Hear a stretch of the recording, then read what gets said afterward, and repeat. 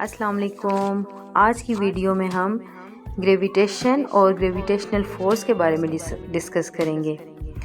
जैसा कि आप जानते हैं कि मून हमारी अर्थ के अराउंड रिवॉल्व करता है और हमारी अर्थ और बाकी जितने भी प्लैनेट्स हैं वो हमारे सन के गिर्द रिवॉल्व करते हैं।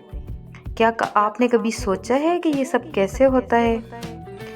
ये असल में ग्रेविटेशनल फोर्स की वजह से होता है और इसको हम लोग आज लॉ ऑफ ग्रेविटेशन की फॉर्म में समझेंगे। इसको लॉ ऑफ यूनिवर्सल ग्रेविटेशन भी कहते हैं। According to this law, every body in the universe attract another body with a force. इस यूनिवर्स में हर बॉडी, हर ऑब्जेक्ट दूसरे ऑब्जेक्ट को फोर्स ऑफ ग्रेविटी से अपनी तरफ अट्रैक्ट करता है।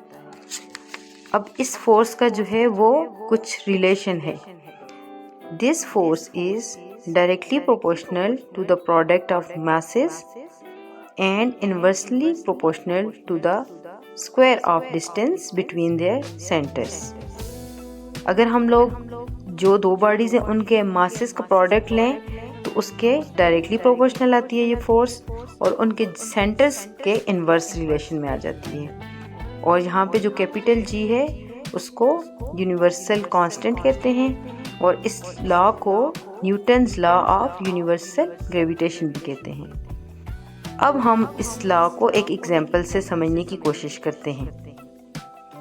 अगर जैसा कि आप इस वीडियो में देख रहे हैं कि अगर हम एक बॉल को वर्टिकली अपवर्ड थ्रो करते हैं तो एक सर्टेन हाइट पे पहुंचने के बाद ये बॉल नीचे अर्थ पे आ जाती है।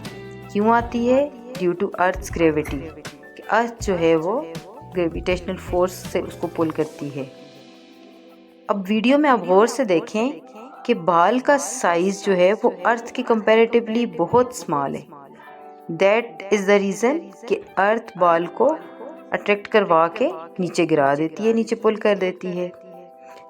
यही कुछ अर्थ और मून के दरमियान में ही होता है।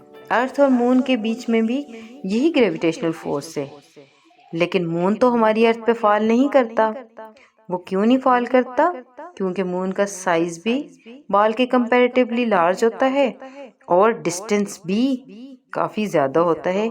इसलिए ये ग्रेविटेशनल फोर्स इतनी इफेक्टिव नहीं होती कि वो मून को गिरा सके, लेकिन वो अर्थ को अपने अराउंड रिवॉल्व करवाती है। अब ये कैसे होता है इसको भी समझ लेते हैं।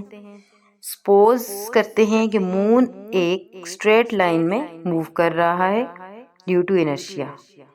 मून की वेलोसिटी कांस्टेंट है जब वो फ्रीली मूव कर रहा है, लेकिन वो जैसे ही अर्थ की ग्रेविटी में आता है तो अर्थ की ग्रेविटेशनल फोर्स उसको अपनी तरफ पुल करती है। और जो मून की जो वो स्ट्रेट लाइन में मूव कर रहा था ड्यू टू इनर्शिया, अब ये ग्रेविटेशनल फोर्स और इनर्शिया ये दोनों फोर्सेस मिलके मून को एक और फोर्स प्रोवाइड करते हैं जिसको हम सेंट्रीपिटल फोर्स कहते हैं। Due to this centripetal force moon हमारी अर्थ के गिर्द रिवॉल्व करता है और यही रीज़न है, यही सेंट्रीपिटल फोर्स है कि सारे planets due to sun's gravity, सारे प्लैनेट्स सन की ग्रेविटी उनको सेंट्रीपिटल फोर्स प्रोवाइड करती है और सारे प्लैनेट्स जो हैं वो सन के अराउंड रिवॉल्व करते हैं।